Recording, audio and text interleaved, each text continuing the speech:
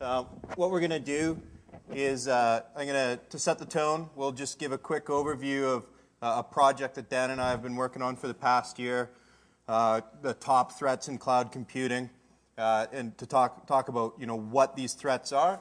And then Dan's going to come up, and we're going to spend most of the time talking to the panel.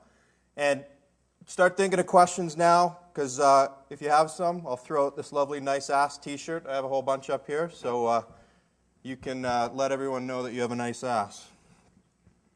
So Dan and I, about a year ago, started a project called the Top Threats for the Cloud Security Alliance. And the goal of that was, we all knew that there were threats associated with cloud computing, but we didn't feel that there was a good consensus on what those threats were. So we got a group of really smart people together and got a consensus on what those were. And this is a living project, and I'll talk at the end about how you can help us to make this even better going forward. And we ended up with 7, so it seemed logical that we called it the 7 deadly sins of cloud computing. So, in Catholic lore, the 7 deadly sins are the capital sins, because if you commit them, you suffer eternal death. I think if you commit these sins in the cloud, your job is going to suffer eternal death. So didn't they recently add 7 more? I think I read about that a couple years ago. So we're up to 14 already? Yeah. Yeah. So we did this about a year ago.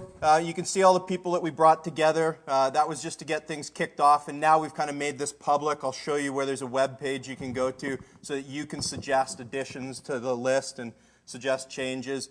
We did our best to pull in people that were representing vendors and researchers and consumers of cloud computing. So let's walk through what those 7 are. So let's start off with WRAth, shared technology vulnerabilities. So when you're deploying things in the cloud, regardless of if it's IaaS, PaaS, SaaS, you're obviously riding on an underlying architecture. Now, what if there are vulnerabilities in that architecture? Well, obviously, you can suffer the consequences of that.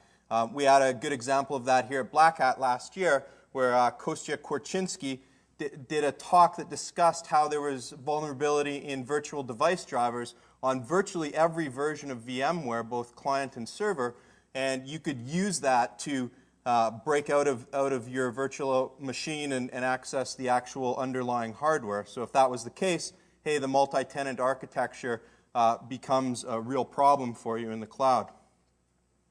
Next up, Lust, account and service hijacking. Obviously, if I can get a hold of someone's account credentials, not only is there a confidentiality risk, because I can get a hold of data that is confidential and private, but I could use their account for things that they would rather you not do. And of course, there are reputational damages that can occur from that, and possibly even legal consequences. We've seen situations or reports publicly that we know that attackers have used the cloud for their own purposes, but we've seen some reports whereby those are actually compromised accounts that are being used for botnet command and control servers. Data loss, data leakage, vanity. So obviously, if you're in a multi-tenant architecture, the whole idea is that your data is segregated from somebody else's data, and there's no way for pool A to see pool B. And if that is violated, then we have issues of data integrity and confidentiality. Really interesting piece of research from UC San Diego and MIT, where they did a piece of research that was really 2 chunks. One chunk was an effort to be able to predict where a new virtual machine would be placed in the cloud so that they could increase the likelihood that they would get their virtual image on the same physical piece of hardware. And they felt that they had some techniques to be able to increase the likelihood of that. And then if they were able to succeed in doing that, then they could do some cross-channel attacks to be able to get information about another image on that same piece of physical hardware. They weren't actually able to see data, but they were able to do things like see when there was a heavy computational load on another image, and discussed how those sorts of pieces of information could be helpful in other attack scenarios. Sloth, insecure APIs. Much of the cloud is driven by APIs. That's how you're able to utilize the functionality which is made available to you in the cloud. But who built those APIs, and are they secure? You kind of have to take the vendor's word for it. And an example of that, our very own Dan Hubbard and Stefan Chenette did a talk at OzCert in 2009, where they looked at a lot of different APIs that were out there, a lot of Twitter APIs primarily, and found that not only may they not be secure, but that the individuals using them to build their own services, their own mashups, very often did not utilize the security features made available to them. Avarice or greed. Hopefully the employees at the company you're dealing with, the cloud vendor you're working with, are not greedy and that they're not trying to go after your information, because we have the problem of malicious insiders. Here, there are people at that cloud vendor who have access to your data that are obviously not on your payroll, so you have limited ability to vet those individuals. Again, you have to place some trust in your cloud provider. We'll probably never know the answer to it, but with the Google attack at the beginning of the year, there were some suggestions that perhaps insiders had helped to aid that particular attack. For Envy, we have the unknown risk profile. You don't know what risks you face because there is information at that cloud vendor that may not be shared with you. Perhaps there's a breach that they've not shared with you. Perhaps there's a hole in some of their processes, like their patch cycles. You don't see that. Again, you must place trust in the provider.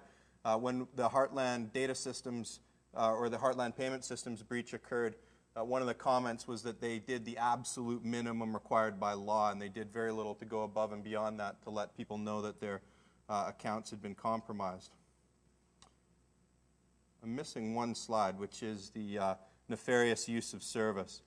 And so that's the one that I think this panel will probably focus a lot on. And so all the other 6 were focused on you're deploying something in the cloud and, is your system secure? But then on the flip side, hey, the attackers like to use the cloud too. Why? Same reasons we like to. It's relatively cheap and we have access to very powerful resources. Well, from an attacker's perspective, that's very valuable because, for a relatively low cost, and hey, you're probably paying with a stolen credit card anyway, you can be doing things like password cracking or conducting denial of service attacks. So using the cloud is a very attractive prospect to the attackers as well. So what are we going to do with this project from here? So we've got our 7 deadly sins. Well, now we want to keep revising that. We want input from everybody who's out there in the public. So hey, maybe next year this is the 12 deadly sins or the 14 deadly sins. We'll find out. Sorry, we're a little out of order there. So there's nefarious use of service. We did a survey once we finished the top threats, and this is what people said they were most worried about. Data loss was at the top, but that second one, again, something I think will come out in the panel, obviously people are worried that, hey, the cloud will be abused and it will be used to attack my company. 17.8% said that was their top concern. So if you want to participate, and I encourage you to do so, the URL at the top, just go to cloudsecurityalliance.org, and if you go to top threats, that's where you'll find this particular form. So if you want to add something to this list, this is where you fill it out and give us some details and some examples of that, just as I've already shown you. And what we'll do is we'll compile all of that, and then we'll give it to a judging panel who will decide, what gets added and what gets taken away. And I certainly encourage you to do that, because that's what's going to help make this better. And with that, I will hand it over to Dan to launch the panel. Do you want me to throw these up? Sure. Is this on here? Yeah.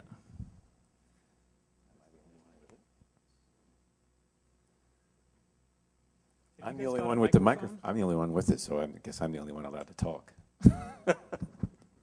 That's a laser. A big laser pointer. All right, we'll do our best. Okay. I was thinking about the people on the panel, what's interesting about it.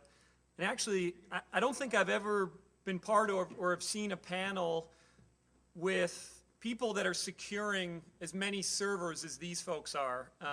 We're probably talking close to 1 million servers, I would say, between Facebook, AWS, Rackspace, and Microsoft, if not probably more than that. So, 1 million plus machines that are out there. That's a lot of stuff. So, I'd like to first off introduce everybody. If you could just hold your hand up. We've got Steve Riley from Amazon Web Services, Chris St. Myers from Rackspace. We've got Michael Sutton down here from Zscaler, Michael Panico from Microsoft, Alex Rice from Facebook, and then our token bad guy, if you will, or researcher, will be Stephen Adair from Shadow Server. Bad guy is not the description I would use. Yeah. Not Shadow Crew, Shadow Server. I've sat through a lot of panels, particularly at RSA, those long, boring panels. So I'm trying to make sure that people don't say the following terms. I found the most popular following terms. You guys can't see the screen here. It's cooperation between private and public sector. To be honest, a standards-based approach, absolutely. We're committed to, and at the end of the day, are all banned phrases. We're committed to a standards-based approach. Absolutely. All right, so the first question I'd like to ask for the panel, we'll start on my left here, is what type of abuse are you seeing today in the cloud, and do you believe there's a problem, and how big is the problem? Start off with Rackspace. All right. A lot of the stuff that that I see is, depending on the platform. I mean, we have a couple different platforms, and so, people not updating applications and stuff that they're running in the cloud, and so that puts a lot of unpatched, unupdated applications in a very small IP space that's very easy to scan for, and that's a big problem. And getting people to understand that's their responsibility. And then from an abuse of the cloud resources, I guess the biggest thing I see is takeover of unsecured servers and general fraud, I guess, that I see. And no matter how good your fraud process is, stuff will slide through, and the key is to catch that as quick as you can. Before they do too much. So, we've got various processes in place that I guess, kind of look for that. And, those are I don't see it as a big problem right now, at least from where I'm looking at, but definitely an issue and something I'm working with, a lot of our guys to keep an eye on and put stricter controls around. Great, thanks. One of the things that makes this a bit difficult is our respect for customer privacy is extremely high. So since we can't go poking around inside people's VMs and say, are you a nice guy? We often have to rely on external reports. Although lately we're getting better with our own internal heuristics at looking at what's going on at the network. For example, a few months ago, we detected the existence of a Zeus botnet controller on some AWS nodes. And as far as I know, that is the first time where we have actually gone in and terminated instances without notifying the owner, because they were fraudulently obtained, and we figured out what they were doing because it was just network traffic totally unlike anything we'd ever seen before, and so we killed those things. It's kind of the same thing with the SIP abuse issue that came a few months later. Our growing body of heuristics and understanding of what's normal, we were able to figure that one out. But that was definitely an external report. We didn't know that in the beginning. Great. Stephen, what have you seen with Shadow Server data? You guys collect a ton of data out there. Yeah, so the external report's quite fitting. Shadow Server being kind of like at the 30,000-foot view of all this. We're not a provider, but we pretty much go through all kinds of botnets and command and control servers, do a lot of monitoring, and we provide those reports to different providers. I don't know if all of you guys, and if some of you on this panel get our report. So if we see a Z-bot or a Torpid controller or any other type of botnet malware talks to it, we send out reports directly, and those are all provided for free to the providers.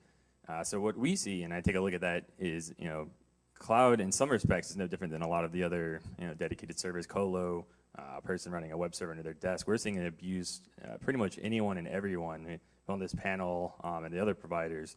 They're popping up as being the source of DDoS attacks. They're being attacked themselves, and we're also seeing them host, whether it's either through compromised or fraudulent signups with stolen credit cards. From talking to some of the providers, we know that. They're being used for spamming, phishing, to launch attacks because they're the command and control server, to steal keylog data. We're pretty much seeing cloud being abused quite a bit. It goes both ways. Is heard earlier, it's, the fraud, and then also people that aren't, patching their server or whatever reason they were able to break in through a weak password or something along those lines. Michael, Microsoft's perspective. So Microsoft, we provide services in the different layers of the cloud service deployment that we've talked about CSA before. So we're doing software as a service and platform as a service.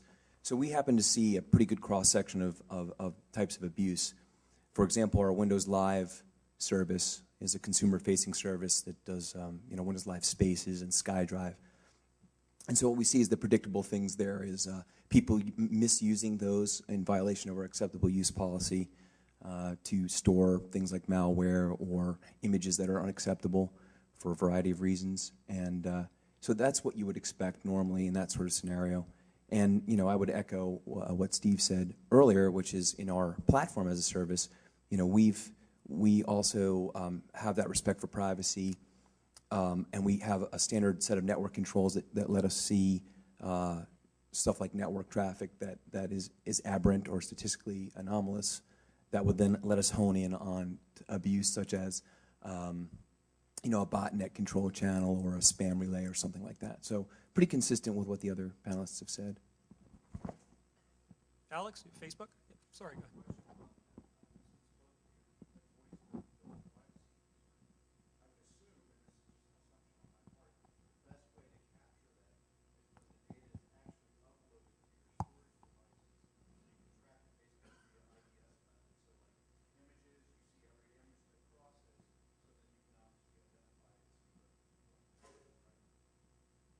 Unless the attacker actually uploaded it via a secure channel, which we're, I mean, I'm starting to see more of that. Yeah, yeah. Yeah, there's some real challenges, especially with images. And I think we use the standard abuse channels that you would expect that for someone to notify us if those sorts of objectionable images would come up. Yeah, it's difficult.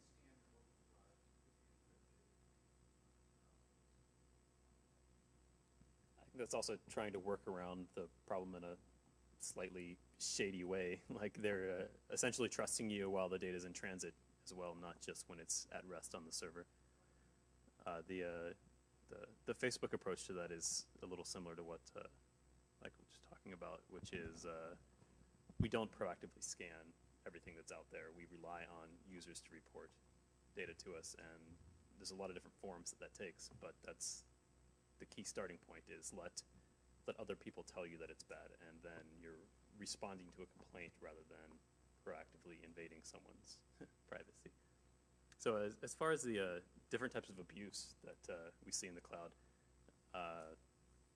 Facebook isn't a platform as a service. It's very much closer to software as a service. What we're essentially providing is users' data hosted in the cloud, and that changes the attack threat quite a bit, as you're now able to, when you get access to the cloud provider, I'm still tripping up trying to call Facebook a cloud provider. I don't really consider it a cloud provider, but that's essentially what it is. You inherit the persona of that person, whether it's their VM image or their Facebook profile or their Gmail account, in a way that isn't really possible when it's hosted in your own environment. And the attacks that we see on Facebook are really evolving from old style attacks that now can get a lot trickier when you can't really tell who it is that you're communicating with.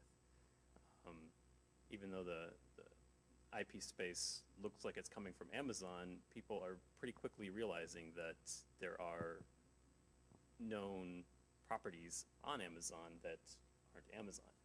And in the attack scenarios that come out of that look a lot different. When you take the Facebook scenario, when a Facebook account is compromised, it's not clear that it's an attacker. It's the individual's identity that is taken over at that point. And the attacks look quite different. They're a lot scarier than they are when it's just someone's email that is compromised. Just a follow-up question on the abuse. How many, or maybe you give me an idea of the volume of complaints you get from people whose accounts you have shut down instances, accounts, services, whatever, that actually you thought were doing something nefarious, but actually were not? Is there a sense of volume? Does this happen a lot? Is it once in a I would blue say moon? the vast majority of at least in our cases, it's activity that took place where the user didn't realize that other activity was taking place. The account's compromised and it was doing something that it shouldn't be doing, sending spam or soliciting money from people or uploading images that are used for spam somewhere else. And the tricky part there is communicating to the end user what activity was actually taking place that caused us to take action. We obviously have false positives, but I feel like it's a much smaller percentage when compared to users who were actually performing malicious behavior but just didn't realize it. And the challenge is telling them that they were really screwing up. Yeah, I would agree with that completely. It definitely falls into those two camps. There's either a user who's been compromised and may or may not know it, and then our action actually triggers their awareness of, you've had a problem here, and so we recover the count for them. Or the other bucket is the folks that are doing it intentionally maliciously, and we don't tend to hear complaints from them when their accounts are deactivated for violating, state, local, state, and federal laws or whatever it is that they're doing. And I don't have the exact statistics, but I think I would echo that it's a small number of folks who complain about, a false positive that we've had. Yeah. I mean, to me, it's certainly an interesting dynamic because what is the law? It's almost like each provider has their own law that they've come up with, whether it's an acceptable use policy or something around how you can use their service. There's local things that you can go after in kind of borderless things, child pornography, keyloggers, banking, et cetera. But there's also kind of these little almost different aspects that everyone treats differently. Facebook's idea of abuse, I'm guessing, is quite a bit different than Amazon's, et cetera. So to me, that's a very interesting dynamic. But the next question really is around one of the interesting aspects, and someone was touching about this earlier in a presentation, is that a lot of vendors have basically taken security products and called them cloud in some way. So there's obviously people that deliver services in the cloud as a delivery mechanism, security as a service. But then there's people that are actually doing actual security for the cloud, not in the cloud. So really, what I find particularly interesting is that in order to develop a security product that fits all of these clouds is damn near impossible because they all are glued together differently. As much as we'd like to think maybe they all have web services, but you have to be very intimately knowledgeable about each platform. So the question really is, do you believe we're moving from a product security world to a platform security world where vendors or people participate within your security have to have deeper knowledge about what exactly is going on? Or do you think there's going to be kind of off-the-shelf continued, the AV for the cloud or virtualization for the cloud or firewalls for the cloud as we have today? When we start off with you.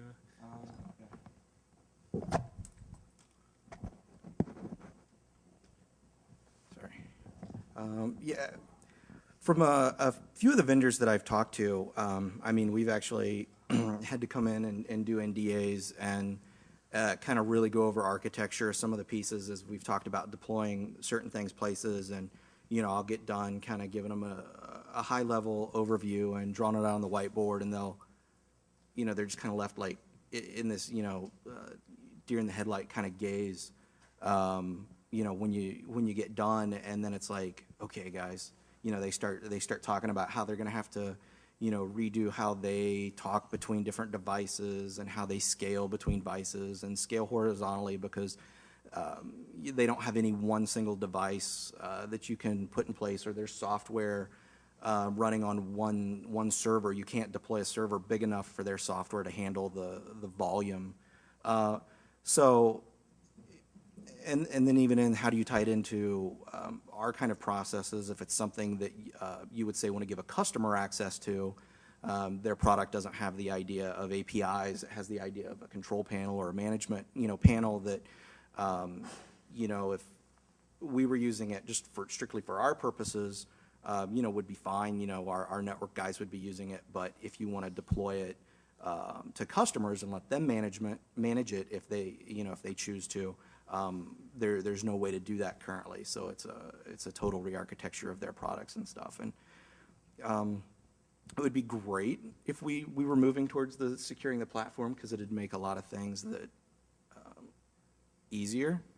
But I don't know that all the vendors are on board with that yet. Well, it's a challenging business conundrum, right? Because the Yes. margins are clearly not as good in services as they are in Yes, hardware or software. From the stuff I've looked at, that's kind of they like the idea. Once you sit down, they get excited, and their guys start talking about how they could make that happen. But nobody's quite there yet.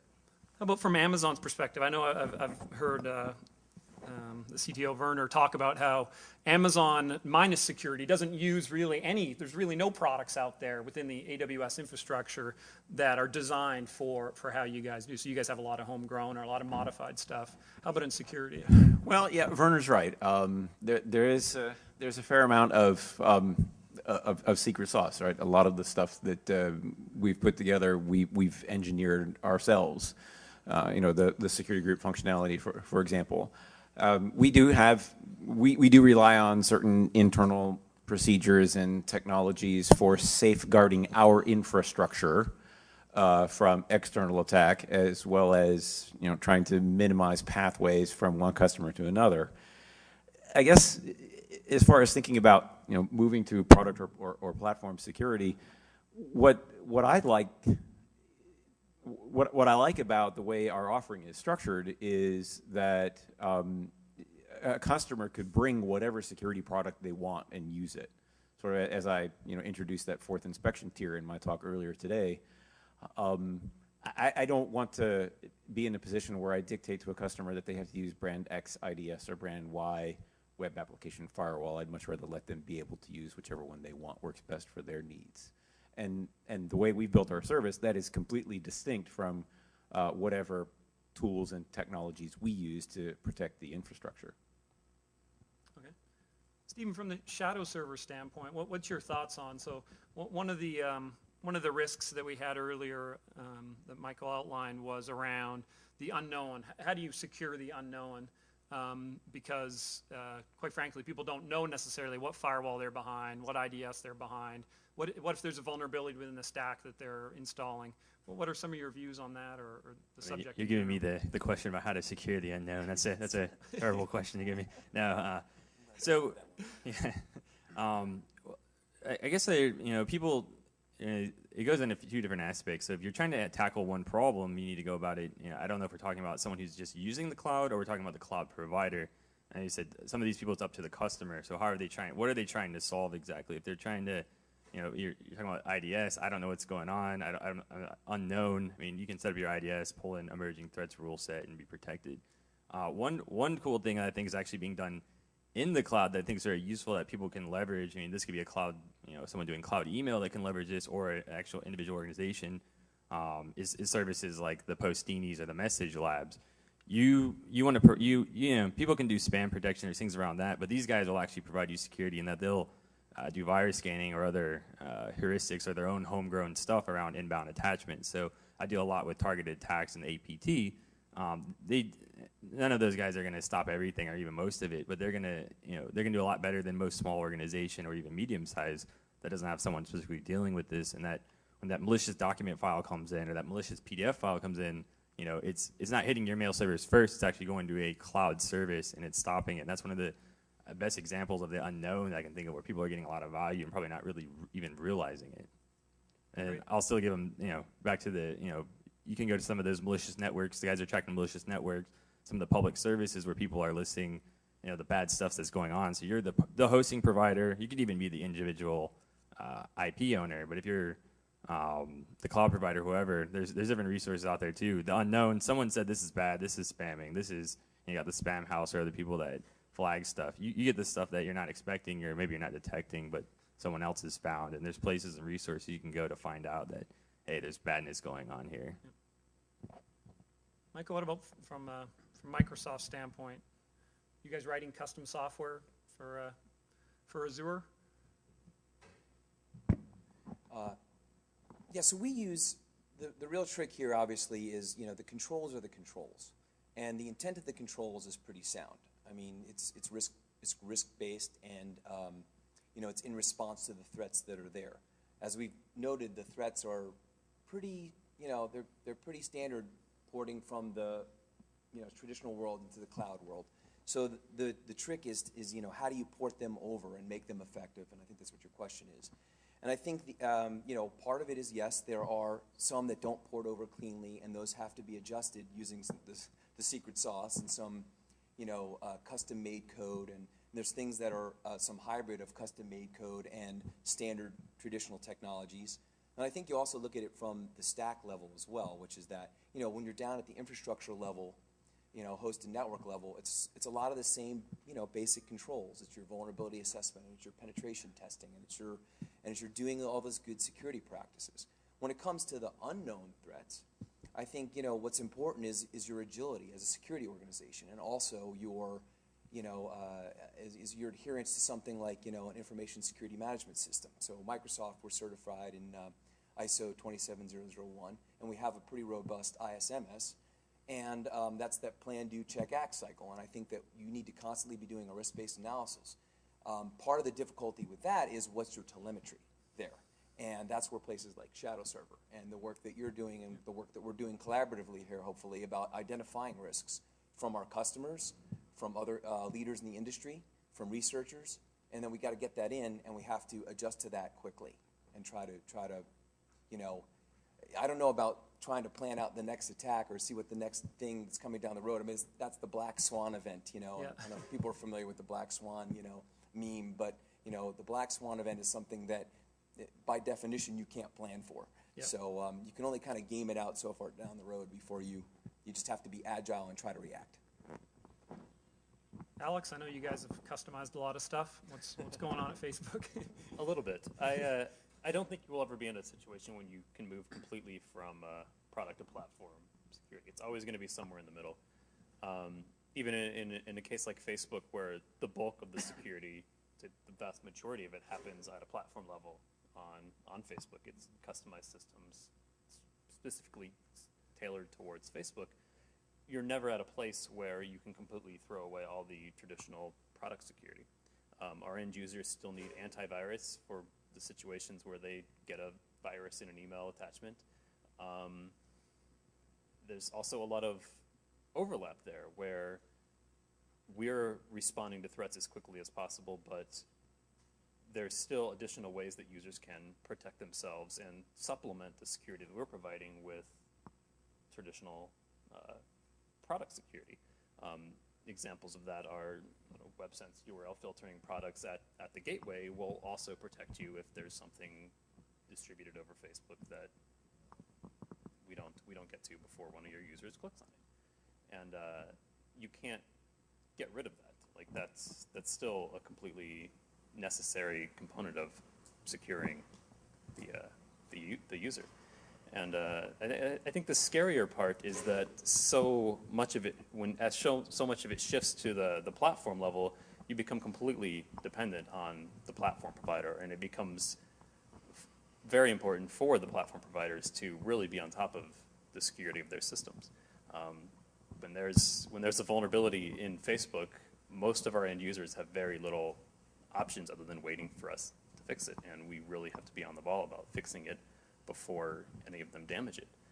You can take pretty simple examples like a basic cross-site scripting vulnerability. Like there's some no-script plugins that you could be running, but the vast majority of them aren't running that, and that vulnerability is going to exist until Facebook resolves it. At a more platform level, if you're on a virtual instance that has a vulnerable version of a VMware running underneath it, you're at the mercy of the platform provider to get it fixed for you. You don't have some of the options that you would have in a traditional plain product security. One of the good examples that I can think of was like some of the first Microsoft worms that started going around, Blaster, for example. the permanent resolution is on Microsoft's end. Like they have to get the blaster patch out to fix it. But in between that, there are so many other ways that the end user could protect themselves before Microsoft gets the patch out. Most people were putting firewall rules in place, updating their antivirus, installing IDS signatures that were all stopping this and buying time for the official patch to come out. And a lot of that's missing in a cloud environment. Great. Well, let's see if we can get some questions from the field. Has anyone here actually reported an abuse to any of these companies before? What? You guys are at the wrong conference. All right. We have been hearing almost all day today that the issue of securing the cloud is not about identifying the threats or actually knowing what technologies to mitigate these threats. It's rather a scaling issue. And if this is the case, common sense says that probably it's the best way to address the issue is use the cloud as a platform to secure the cloud. Despite that, we haven't seen any vendor, even those who are presenting here today, that they are going down this route. They are still using their traditional way of developing security products and probably adapting them to secure the cloud. So I'm sure that a lot of vendors use their cloud to secure the cloud, but I'll let them. Who wants to take a stab at that one? Can Amazon help Testing. secure Microsoft's cloud? Yeah, Vice actually. versa?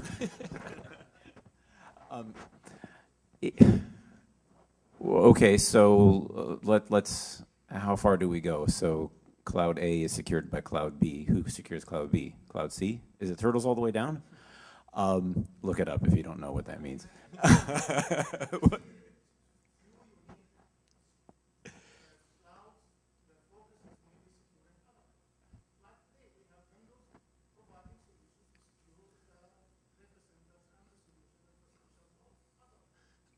I think one of the points I would make is that there are companies, for example, right now that help you balance clouds, like RightScale, for example, where you can take multiple cloud providers and shift data and scale and maneuver between them. But there actually has not been a business or a market yet that's matured or even come out based off of that idea. There's also obviously physics involved and technology involved, and you have to have cooperation and APIs and et cetera. But I guess, speaking as someone from the infrastructure level, right, which is where we really focus our efforts, we view that keeping that infrastructure safe is our top priority. And there's a variety of ways we do that. And one of the things that we've actually started to do to address some of the more common forms of abuse is we've started to put limits in place. You know, if you run an SMTP server on a EC2 instance, we actually are going to throttle the amount of outbound SMTP mail. We have a limit on the number of instances you can start as a new customer until we verify who you are. And these are actually very highly effective at just stopping a lot of the really common patterns of abuse that we typically see. And so by then putting those in place, right, we can now focus our efforts on maybe the more esoteric kinds of things that might be a little bit more difficult to detect. A roundabout answer to your question, but I guess probably I would say that all of the people who are in the business of being cloud providers would have kind of the similar response, is that, that they're going to do everything they can to protect their own platform. And because they built the platform from scratch, quite often it has to be internal knowledge that does that. anyone else? Michael? Or? Well, Where did that come from? I guess it takes a minute to warm up. I mean, I would echo that sentiment. I mean, I think that is partially the solution is that, you know, that there are security services that are in the cloud already. I mean, Qualys comes to mind, right? Is a platform service basically, you know, that can be used to good advantage. But I echo what Steve said, which is basically, we are protecting at infrastructure level. A lot of that stuff, as we talked about, is kind of the secret sauce of what we're doing behind the scenes, and some porting the controls over. And so, there's just the concern about then if there's data then that's being housed by another party that comes from us, our own data or whatever it is, that we would have concerns about securing that as well. So, I mean, it's a valid question, but I think that's the right answer. Okay. Go ahead, right here.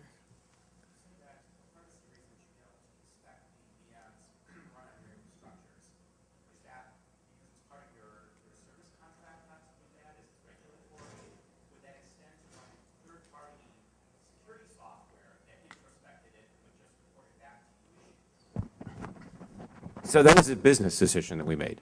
That we didn't feel that this would be a successful business if we didn't respect privacy in such a way that customers could come to the service and just know that their data remains theirs, right? And we're trying, we want to be very clear about that your data belongs to you. It doesn't belong to us.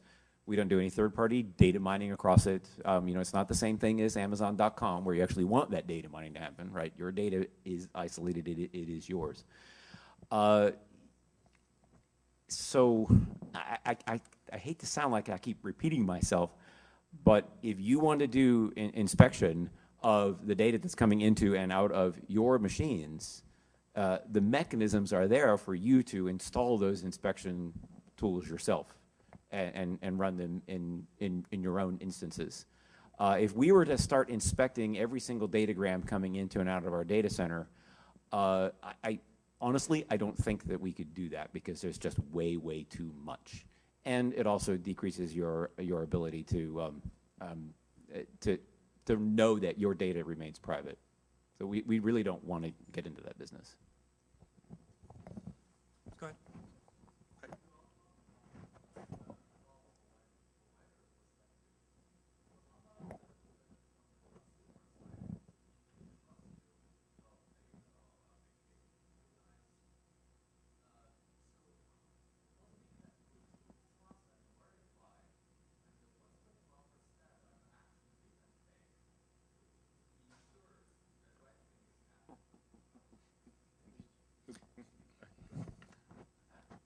You just hit on a very important thing that I'm spending quite a lot of time thinking about lately, and I had a hint on it, and I never got a chance to do it.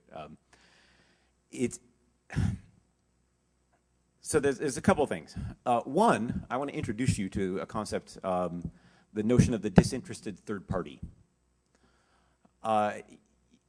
Unlike your own employees, we don't know anything about the data that you store on at AWS. Same goes for Azure. Same goes for Facebook. Same goes for everybody, right? So by lacking the context, we quite often lack motivation to do damage.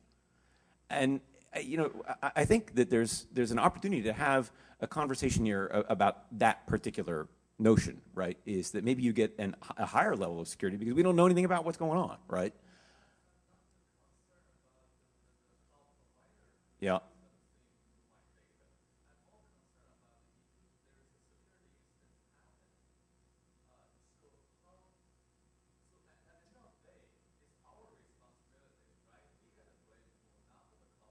Right. So, yeah. So let me introduce a second thing that I've been trying to think about. Is this notion of compliance by inclusion or by incorporation? So, for example, we can help you achieve like HIPAA compliance up to a certain point, say up to the hypervisor. Okay, we can do that, and we actually have a published white paper on how to do that. Then you need to do certain things in your applications on top of that, right? And so sort of by incorporation of what we've done plus what you've done, you can then achieve a certification or achieve a compliance. We've made it a lot easier to see our SAS 70 report so you can see what the control objectives were and what the auditor's findings were. We'll do the same thing when the ISO 27001 certification is done. And again, that will be sort of a by inclusion method, right? One of the things the challenges that we find is trying to educate these certification bodies on what does it mean to be compliant when you don't own the hard drive anymore, and we've actually gotten some traction in helping them think in new ways about what kind of language to use, what kind of legal agreements might need to be in place. So I suspect in the next 12 months you're going to see some solidification around that and some standards come up that'll help you be able to assert a level of certification more easily than you can now. And cloud audit, I think, is going to be a big push in helping get that done. Just add one thing, and cloud is different things to different people too. I mean, you're the end user, so some of it's your responsibility, and there are other providers like not represented on the panel too, depending on where you go, who may offer a security service. You can sign up for their cloud service, and they will add on security, whether that's IDS monitoring or server patching or whatever the case may be. So that's not downplaying anyone here. But it's a choice that they go about, and you'll pay for it. So you're looking to spend X dollars per month, you multiply that times 3 or 4, and there might be a provider that provides that. One that I work closely with, a good friend of ours, is Terramark, for example. They may have a service, but you're going to pay a premium for it. I mean, it might be night and day price difference. So if you're the small business or small consumer and you want all that in there, you're probably not going to be able to get that for the same price. You get a quick instant spun up of something. I'd echo that with conversations I've had with people as they, maybe their site or whatever resources that they have has been attacked, and they're trying to recover from that. And again, we provide platform and infrastructure, and it's up to them to manage their applications, just like anywhere else. And often starting to talk about those types of services and the cost that would be associated with that, and they're like, they just like, are you kidding? I'm not spending that kind of money. And I'm like, okay, well, I'm not even trying to scare you. That's just, those are the kind of costs associated with the services that you're talking about there. And a lot of the times is, they're like, well, I thought you just, you did all of that. It is magic. And I'm like, no, it's very much not magic. It's still, you have an application, and it's you're responsible to manage your application and secure your application and your data. We're providing this slice of service, and it's not that anybody was trying to fool them that we were. It's just they had this idea that. And I think we as providers need to double down our efforts to help customers know exactly here are the things you still need to do, and here are some good resources you can go to. Yep. I can't write your application securely, but if I can point you to some resources that can help you write secure applications, I think that's a service that's worth offering at no charge, of course. And from my perspective, I think one of the things in security we need to do a little bit better for not just job security, but in general, is any single time someone comes to you with a project, instead of resisting, no way, we're not going to do that, this is impossible, securing it's, blah, blah, blah. Great idea, IT guys, I love that. We'll look right into it and we'll get back to you, with the details. It's going to happen. I mean, it's like trying to secure mobile phones. I mean, they're going to happen regardless. So resisting it, I don't think, is probably the best strategy.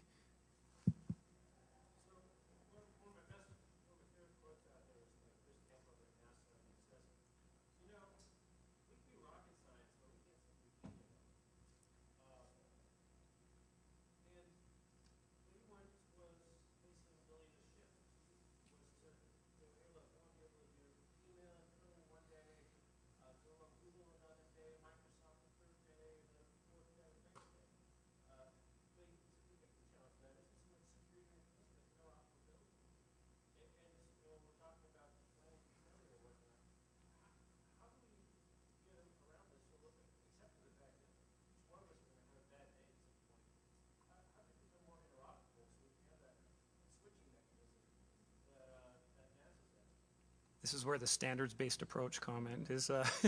Isn't rocket science actually pretty easy? You take a fuel and oxidizer and an ignition, put it in a container that has only one exit, you've got a rocket.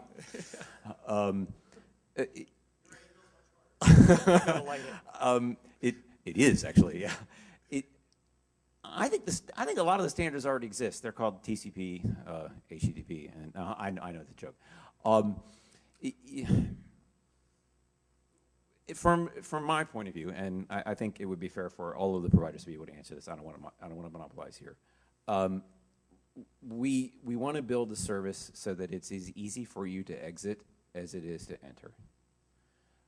And so, You know, if you decide you no longer want to use Amazon Web Services and you want to go to something else, we've got a data export function.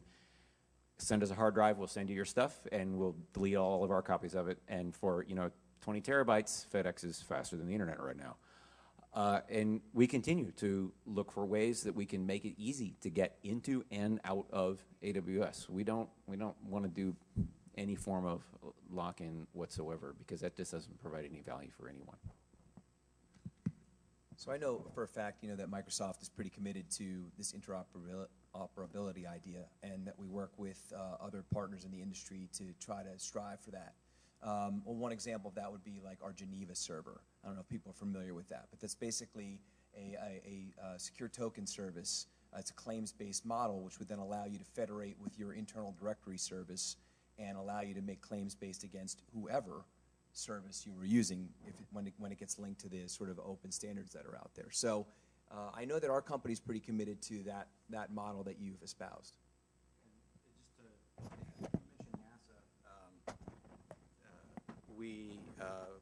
Rackspace just partnered with NASA on OpenStack and are kind of taking a shared approach. They kind of got together and I guess they were looking at doing a lot of the same things we were doing, which is a lot of the same things everybody is doing, and found that the languages we were writing in are the languages they were writing in, and a lot of the ideas were the same. And so as part of that, we open sourced our code for our storage backend for the Cloud Files backend, and they open sourced for their server management piece, the virtual server management piece. And so we'll be using that in kind of the next version of ours, and they're going to be using the data storage that we wrote, and continue to work on those. And then anybody can run that same backend. The data, the images would move, and it's all based on what kind of service you're getting from the company you're at as to where you keep it. I think we got time for one more question, then somebody else has the room here. Go ahead. So my question is more on like using the cloud. How does a cloud provider prevent themselves from becoming the next bulletproof hosting provider? You guys all offer these great APIs and infrastructures to pretty much automate the creation of computer accounts and services, right? So what stops organized criminals from creating their little service? It runs for a little while. You have provisioning. Obviously, it says, you said earlier, you can only send so many emails. So I send X minus one email every day. I just migrate it over and over and over. I can't do IP reputation. I can't really do domain reputation because it moves around. I'm not going to blacklist Amazon's cloud. Lots of people blacklist clouds today. It happens all the time. Try and send mail. So what's the solution from the guys using you guys like a bulletproof host? From our standpoint, we're definitely very reactive to any complaints of abuse.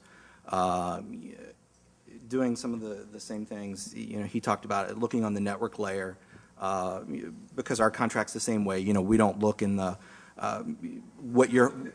we're not looking at their data. We're not doing that kind of stuff. You can detect patterns, especially. You can pull in reports. Yeah. At the network, without looking at the actual images and what they're storing, you start to get an idea of who they're communicating with. It depends on as you get anomalies that pop up. You turn on a little bit heavier monitoring on certain pieces, but you're not actually looking at their data. So I don't know what they're transmitting, but who they're talking to and bursts of data, at different times, and you start to kind of profile that, and you can see. So without invading privacy, you can start to get an idea. Right now, the state of things, it's very much like that. Folks, we unfortunately are getting kicked out of the room at this point.